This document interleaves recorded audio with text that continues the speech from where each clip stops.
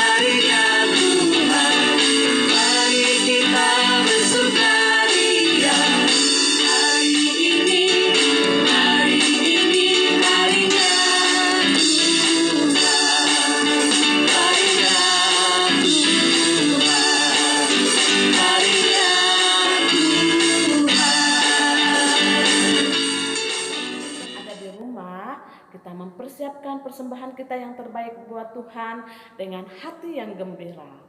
Seperti pujian kita, hati yang gembira adalah obat.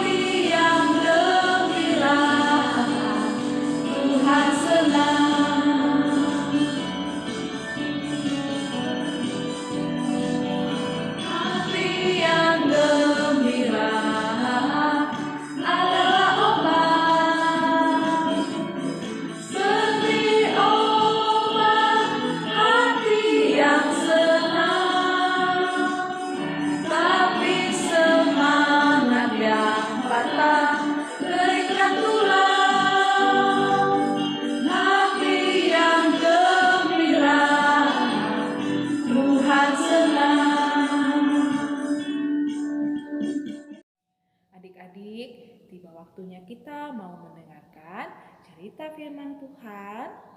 Adik-adik yang ada di rumah, kita mempersiapkan Alkitab kita. Kita duduk dengan rapi untuk mendengarkan kebenaran firman Tuhan. Untuk itu kita menaikkan satu pujian yang mengatakan, Papa, Mama, terima kasih.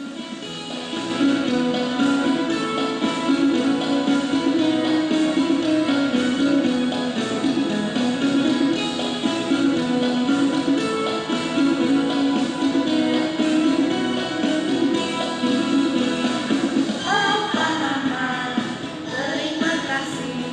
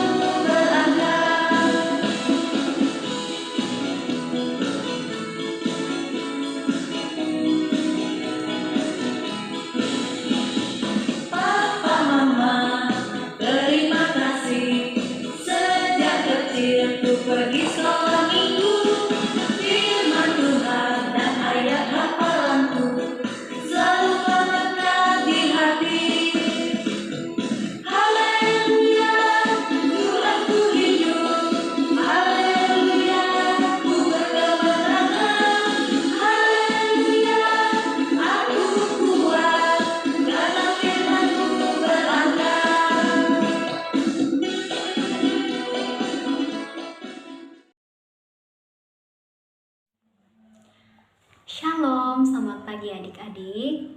Ya, kakak berharap semua adik-adik dalam keadaan sehat hari ini.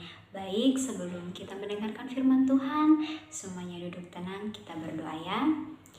Bapa kami di surga, terima kasih untuk pagi hari ini, untuk kesehatan, kekuatan yang Tuhan berikan bagi kami. Dan saat ini Tuhan, kami akan membaca firman-Mu.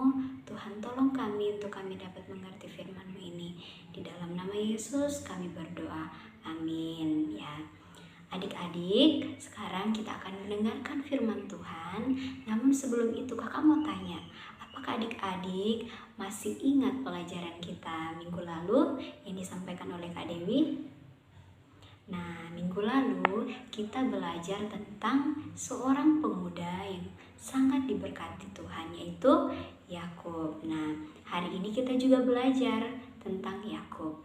Jadi, adik-adik siapkan Alkitabnya. Mari kita buka Alkitab kita dalam Kejadian pasal 31 ayat 1 sampai 55. Kakak ulangi.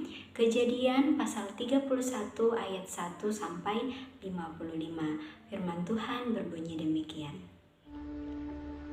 Kedengaranlah kepada Yakub, anak-anak Laban berkata demikian. Yakub telah mengambil segala harta milik ayah kita, dan dari harta itulah ia membangun segala kekayaannya. Lalu kelihatan kepada Yakub dari muka Laban bahwa Laban tidak lagi seperti yang sudah-sudah kepadanya. Lalu berfirmanlah Tuhan kepada Yakub, "Pulanglah ke negeri nenek moyangmu dan kepada kaummu, dan aku akan menyertai engkau."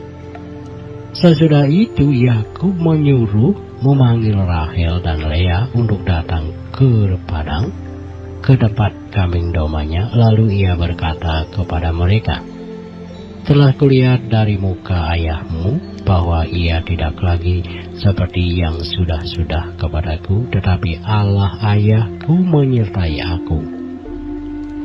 Juga kamu sendiri tahu bahwa aku telah bekerja sekuat-kuatku pada ayahmu, tetapi ayahmu telah berlaku curang kepadaku dan telah 10 kali mengubah upahku.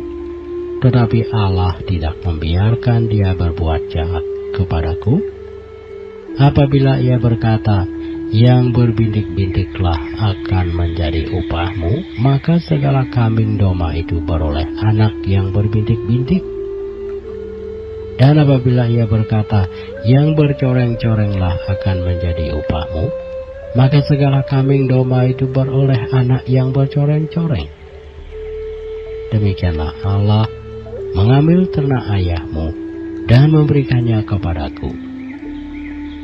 Pada suatu kali pada masa kambing domba itu suka berkelamin, maka aku bermimpi dan melihat bahwa jantan-jantan yang menjantani kambing domba itu bercoreng-coreng, berbintik-bintik, dan berbelang-belang. Dan malaikat Allah berfirman kepadaku dalam mimpi itu, 'Yakub.' Jawabku, 'Ya Tuhan.' Lalu ia berfirman, 'Angkatlah mukamu dan lihatlah bahwa segala jantan yang menjantani kambing domba itu bercoreng-coreng, berbintik-bintik, dan berbelang-belang, sebab telah kulihat semua yang dilakukan oleh Laban itu kepadamu.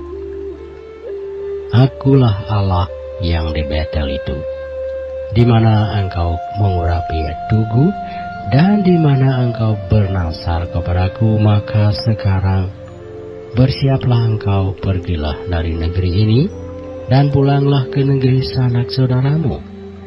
Lalu Rahel dan Lea menjawab Yakub, katanya, "Bukankah tidak ada lagi bagian atau warisan kami dalam rumah ayah kami?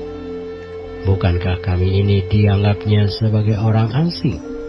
Karena ia telah menjual kami, juga bagian kami telah dihabiskannya sama sekali. Tetapi segala kekayaan yang telah diambil Allah dari ayah kami adalah milik kami dan anak-anak kami Maka sekarang perbuatlah segala yang difirmankan Allah kepadamu. Lalu bersiaplah Yakub, dinaikkannya anak-anaknya dan istri-istrinya ke atas unta, digiringnya seluruh ternaknya dan segala apa yang telah diperolehnya, yakni ternak kepunyaannya yang telah diperolehnya di Padan Aram, dengan maksud pergi kepada Ishak ayahnya ke tanah Kanaan. Adapun Laban telah pergi menggunting bulu domba-dombanya. Ketika itulah Rahel mencuri terafim ayahnya, dan Yakub mengakali Laban, orang Aram itu, dengan tidak memberitahukan kepadanya bahwa ia mau lari. Demikianlah ia lari dengan segala harta miliknya. Ia berangkat menyeberangi sungai Efrat dan berjalan menuju pegunungan Gilead. Ketika pada hari ketiga dikabarkan kepada Laban bahwa Yakub telah lari, dibawanyalah sanak saudaranya bersama-sama, dikejarnya Yakub 7 hari perjalanan jauhnya. Lalu ia dapat menyusulnya di pegunungan Gilead. Pada waktu malam datanglah Allah dalam suatu mimpi kepada Laban, orang Aram itu, serta berfirman kepadanya, "Jagalah baik-baik, supaya engkau jangan mengatai Yakub dengan sepatah kata pun." Ketika Laban sampai kepada Yakub, Yakub telah memasang kemahnya di pegunungan. Juga Laban dengan sanak saudaranya telah memasang kemahnya di pegunungan Gilead. Berkatalah Laban kepada Yakub, "Apakah yang kau perbuat ini? Maka engkau mengakali aku dan mengangkut anak-anakku perempuan sebagai orang tawanan. Mengapa engkau lari diam-diam dan mengakali aku? Mengapa engkau tidak memberitahu kepadaku, supaya aku menghantarkan engkau dengan sukacita dan nyanyian dengan rabana dan kecapi? Lagi pula engkau tidak memberikan aku kesempatan untuk mencium cucu-cucuku laki-laki dan anak-anakku perempuan. Memang bodoh perbuatanmu itu. Aku ini berkuasa untuk berbuat jahat kepadamu. Tetapi Allah ayahmu telah berfirman kepadaku tadi malam, jagalah baik-baik, jangan engkau mengatai Yakub dengan sepatah kata pun. Maka sekarang, kalau memang engkau harus pergi semata-mata karena sangat rindu ke rumah ayahmu, mengapa engkau mencuri dewa-dewaku?" Lalu Yakub menjawab Laban, "Aku takut karena pikirku, jangan-jangan engkau merampas anak-anakmu itu daripadaku. Tetapi pada siapa engkau menemui dewa-dewamu itu, janganlah ia hidup lagi. Periksalah di depan saudara-saudara kita segala barang yang ada padaku, dan ambillah barangmu." Sebab Yakub tidak tahu bahwa Rahel yang mencuri terafim itu. Lalu masuklah Laban ke dalam kemah Yakub, dan ke dalam kemah Lea, dan ke dalam kemah kedua budak perempuan itu, tetapi terafim itu tidak ditemuinya. Setelah keluar dari kemah Lea, ia masuk ke dalam kemah Rahel, tetapi Rahel telah mengambil terafim itu dan memasukkannya ke dalam pelana untanya dan duduk di atasnya. Laban menggeledah seluruh kemah itu, tetapi terafim itu tidak ditemuinya. Lalu kata Rahel kepada ayahnya, "Janganlah bapa marah, karena aku tidak dapat bangun berdiri di depanmu sebab aku datang haid." Dan Laban mencari dengan teliti, tetapi ia tidak menemui terafim itu. Lalu hati Yakub panas dan ia bertengkar dengan Laban. Ia berkata kepada Laban, "Apakah kesalahanku? Apakah dosaku? Maka engkau memburu aku sehebat itu. Engkau telah menggeledah segala barangku. Sekarang apakah yang kau temui dari segala barang rumahmu? Letakkanlah di sini di depan saudara-saudaraku dan saudara-saudaramu, supaya mereka mengadili antara kita berdua. Selama 20 tahun ini, aku bersama-sama dengan engkau. Domba dan kambing betinamu tidak pernah kuguguran, dan jantan dari kambing dombamu tidak pernah kumakan. Yang diterkam oleh binatang buas tidak pernah kubawa kepadamu, aku sendiri yang menggantinya. Yang dicuri orang, baik waktu siang, baik waktu malam, selalu engkau tuntut daripadaku. Aku dimakan panas hari waktu siang, dan kedinginan waktu malam, dan mataku jauh daripada tertidur. Selama 20 tahun ini aku di rumahmu, aku telah bekerja padamu 14 tahun lamanya untuk mendapat kedua anakmu, dan 6 tahun untuk mendapat ternakmu. Dan engkau telah 10 kali mengubah upahku. Seandainya Allah ayahku, Allah Abraham dan yang disegani oleh Ishak tidak menyertai aku, tentulah engkau sekarang membiarkan aku pergi dengan tangan hampa. Tetapi kesengsaraanku dan jerih payahku telah diperhatikan Allah, dan ia telah menjatuhkan putusan dari malam. Lalu Laban menjawab Yakub, "Perempuan-perempuan ini anakku, dan anak-anak lelaki ini cucuku, dan ternak ini ternakku. Bahkan segala yang kau lihat di sini adalah milikku. Jadi apakah yang dapat ku perbuat sekarang kepada anak-anakku ini, atau kepada anak-anak yang dilahirkan mereka? Maka sekarang, marilah kita mengingat perjanjian aku dan engkau, supaya itu menjadi kesaksian antara aku dan engkau." Kemudian Yakub mengambil sebuah batu dan didirikannya menjadi tugu. Selanjutnya berkatalah Yakub kepada sanak saudaranya, "Kumpulkanlah batu."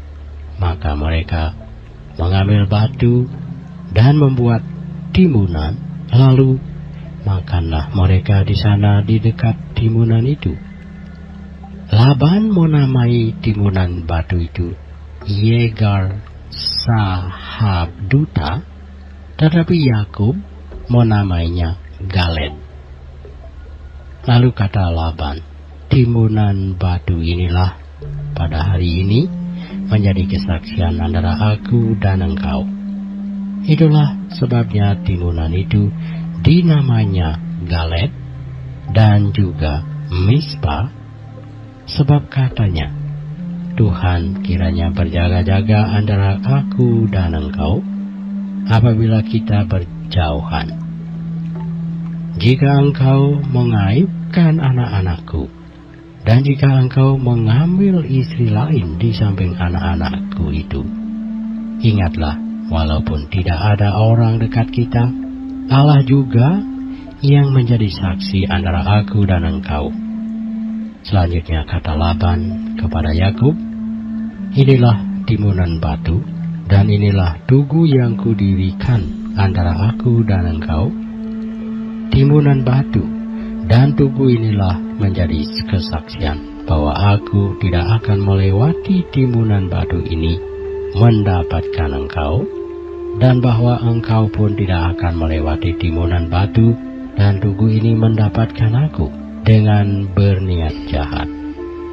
Allah Abraham dan Allah Nahor, Allah ayah mereka, kiranya menjadi hakim antara kita."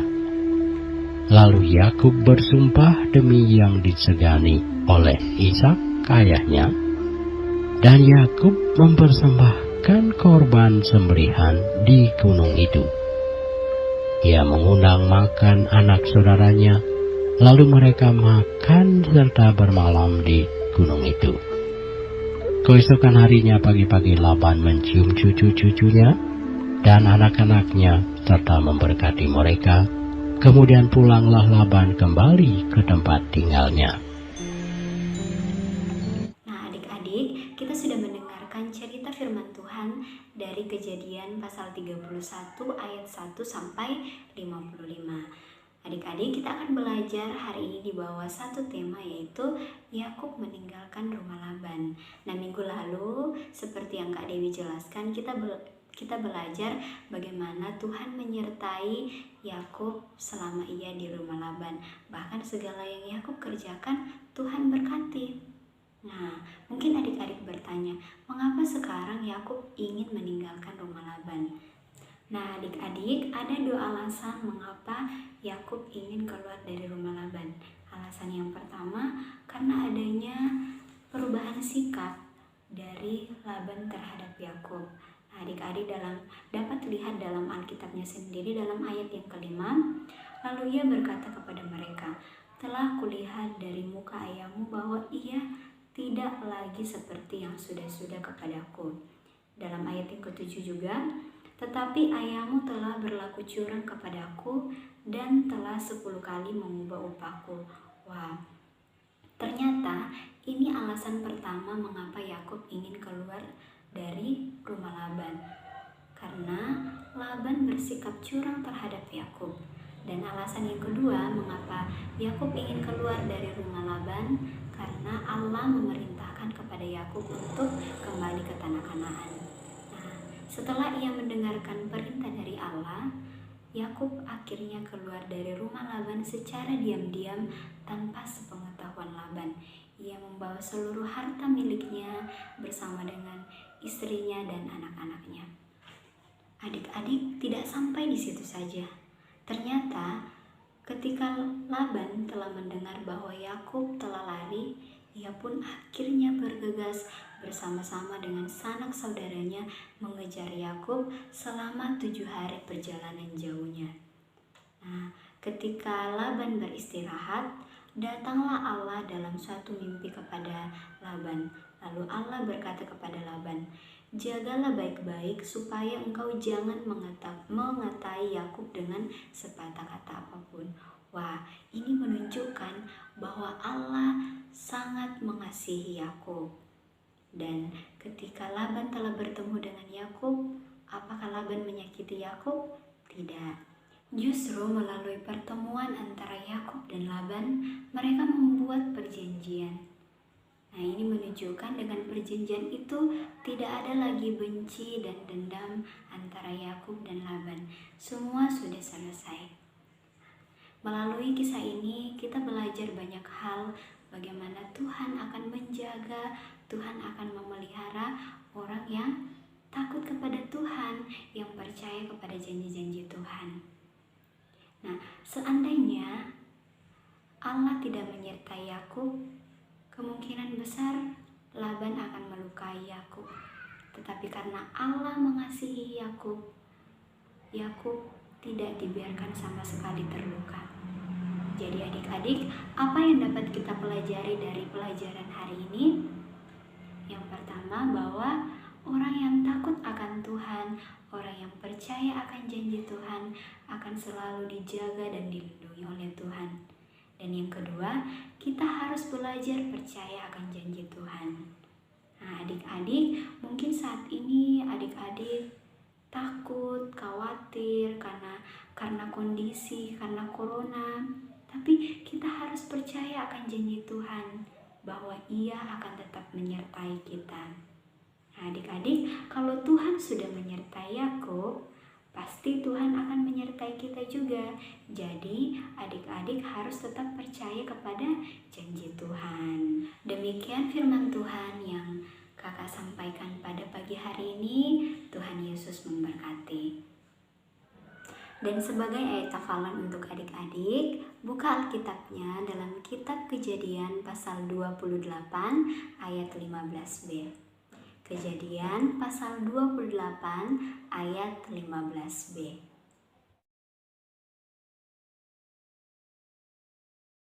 Selamat hari Minggu untuk adik-adik semua. Tetap jaga kesehatan dan sampai bertemu lagi. Tuhan Yesus memberkati.